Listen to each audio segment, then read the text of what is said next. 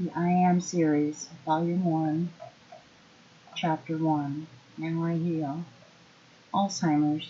They don't know what causes it, how to prevent it, or how to treat and cure it. What it does. It causes forgetting the past, losing memory. What it is, it's not a disease, it is aging, a part of aging. The parts of the body overused age quicker. This person overused their memory, but it's not the only or simple cause, nor does it fully apply to all. People think differently. While not being aware of how thinking works, you wouldn't realize that you were doing anything wrong or unnatural.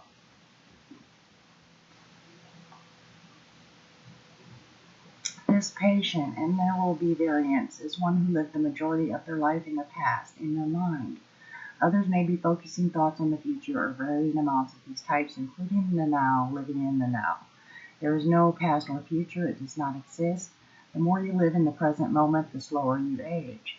Eckhart Tolle is one such proof of this. We knew this a long time ago, or at least the thought of long ago. We forgot. How ironic.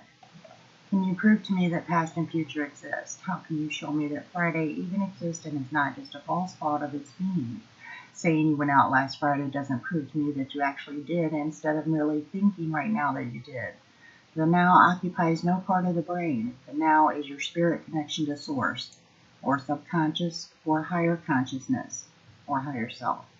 By becoming addicted to thinking in the past and future, you forget who you truly are. The key, prevention with knowing. If your brain is stuck in the past, you have to train it, rehab it. You need to learn the power of now. Cure. There is a cure for what you call Alzheimer's. The forgetting, the memory loss, can be cured. As we evolve, we will eliminate it. But for now, you can know. Just knock out the K, okay? You will see that the ones who are patients now were also our teachers. We will remember that we forgot. For synchronicity via irony, our spirits have Alzheimer's. Now that we've learned, we can be freed by these answers. The ultimate and complete cure for many diseases is to change the way we think.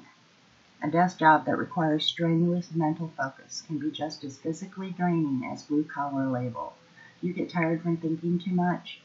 Even though our thoughts are not a physical thing as we know it, they can and do affect our bodies, just as wind can damage or take down a tree. Our habits of negative thinking cause negative reactions on the body. Imagine what a mind free of worry and full of understanding could heal. Treatment for now until we figure this out and come to realization. The answer again would be now. Get them to focus. That is all. Focus on flashcards, focus on flowers. You can bring them back to the now, however, the entirety of their brain will have aged at a rate of 5 to 1 during the progression. 1 year of full Alzheimer's will age the brain 5 years. While this may not be a miracle reversal, the personality can return. For some, it may be as a choice, deciding on fewer years with the one they love or more years with someone who will edge closer to increased dependency.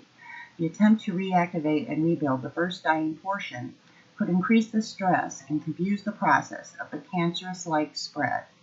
A shock of sorts, if you will, like aggressive chemo that will make you sick. And at this age, depending on the degree of stage, the body could get confused by the two opposite things it's being told to do.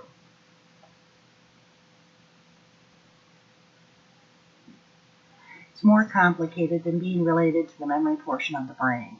You might mention that one can work out, building their muscles through weightlifting, and this makes the muscle stronger than if it were rarely used, to which you would experience muscle loss and deterioration.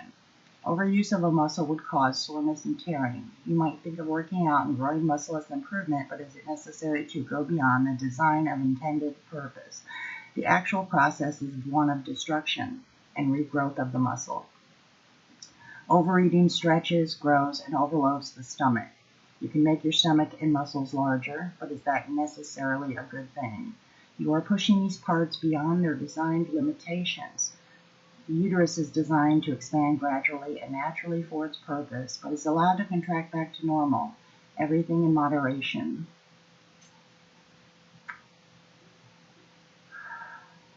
The brain is one organ, not a muscle, containing different sections that doesn't process food, blood, or oxygen. It processes thought. It uses and processes energy. You might equate overuse or overfiring of neurons or connections to a single spark plug burning out on a car engine. You can clean your spark plugs by changing your processes of thought. Being the electrical energy beings that we are, thoughts fire up hot neurons in the brain that become overheated, similar to computer hardware that requires fans to prevent parts from frying and crashing. Overused neurons to the point of being fired up and burned will cause calcification, especially with the aid of fluoride. This can be compared in a small way to developing a wrist cyst from overuse of a keyboard. Another related issue would be the effect of fluoride on the pineal gland, thus the effect on the brain and thought and its antenna to source. Fluoride can strengthen tooth enamel, but do we want this hardening chemical overflowing into our brain?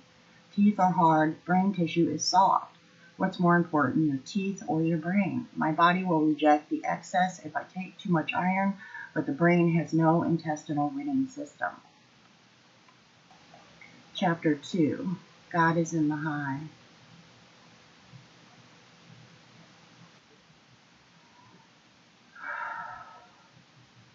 This clouded veil knows not what she wrote.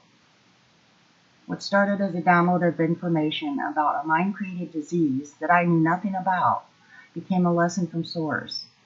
I ate the forbidden fruit. Literally, I smoked marijuana while watching The Matrix. In a flash moment, I saw a ghostly white mist that looked like a U-shaped cutting board in my mind's eye. It appeared as a horizontal slice below the top third of my brain. As it pulled out from the back, I physically felt the past and future being removed from my current thoughts. Random thoughts came and went, and I would forget them, the unimportant ones. This only left room for the present moment, a connection to source. The now is happiness. Happiness is the now. The thoughts that were coming weren't created by me as much as they were found and heard. Going back to the brain, our most useful human tool and also our biggest destroyer, the now has been given to us to imbibe, literally and physically. We wrongfully assume that the adult mind makes us superior to all creatures on this planet. It is merely our strongest feature as a fellow surviving animal. There are those that are close, closer, or closest to source.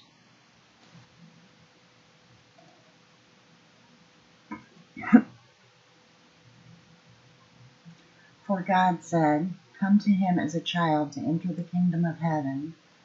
The young have very little of a hindering past. Not everyone can find this path so easily, but there are still many paths. This path of the plant, however, is the tipping point, for the majority holds true. There is only one mind, the one source. I must rest now, the brain. 2:57 a.m., 10:11:15.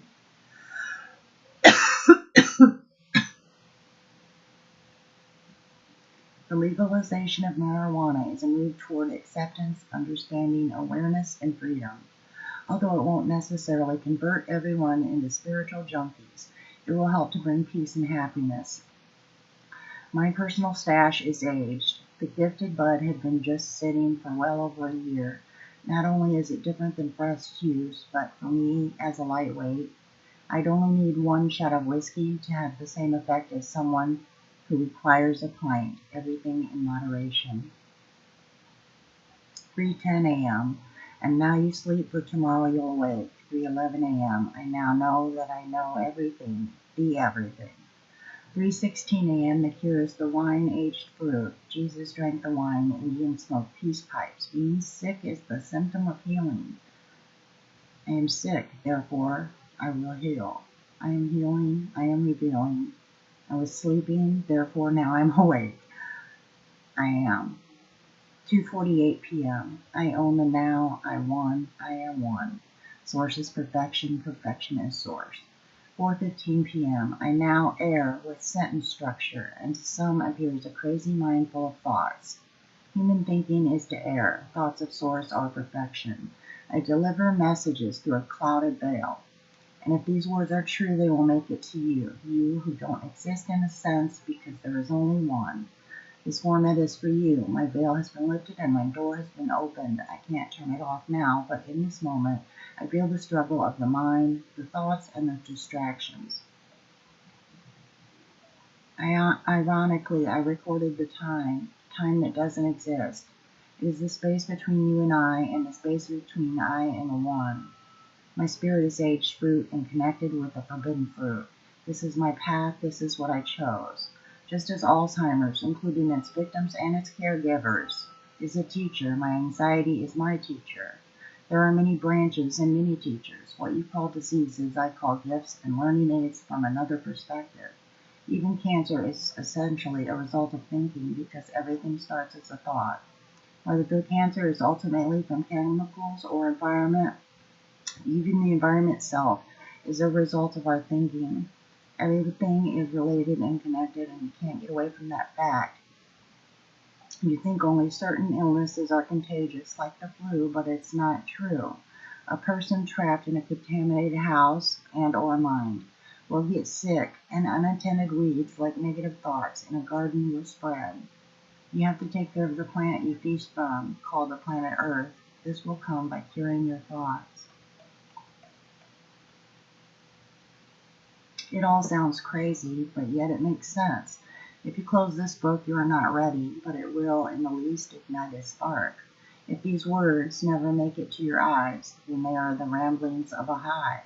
However, if you are reading this, then this is your proof and confirmation, as it is mine, of what, you might ask. You'll see. Seek and you will find. I asked and I received. I knocked and the door opened.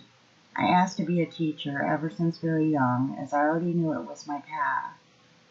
I just had to remember.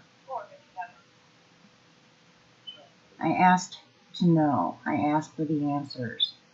I've been preparing for 50 years in the school of my thoughts, surrounded by many teachers, and now it's time, my time and the time. It's time for revelation, the healing, revealing, and the knowing. I found the Holy Grail, as have many others, and I can now deliver more of the hints and clues to willing seekers. Chapter 3. I think, therefore I am. Source is perfect thought. That is all. Be all. Everything comes to being as first a thought. Every product, every action, and everything. Those with anxiety know that they are controlled by their thoughts, and one only needs to learn to be the controller. I have many teachers, including Wayne Dyer and Eckhart Tolle. My human thoughts, which obsess on fear and worry, try to tell me I'm wrong. Nothing, no thing is wrong. There is only perfection, thought, and experience. There is only love. Perspective is an amazing thing, and it's a choice. This time of crime is a time to notice that it's a time of change. You control your focus. If you focus on the news and search for crimes, you will find them. If you look for goodness, kindness, and generosity, you will find it. Think back, yes, to the past, to something that you desired. I wanted a yellow Jeep Wrangler, and suddenly I would see them everywhere. Was this synchronicity? This is called the law of attraction and receiving what you ask for. Choose to change your thoughts, and you change your focus. Your focus is what you bring into your life by choice. Is crime a bad thing, or is it also a teacher?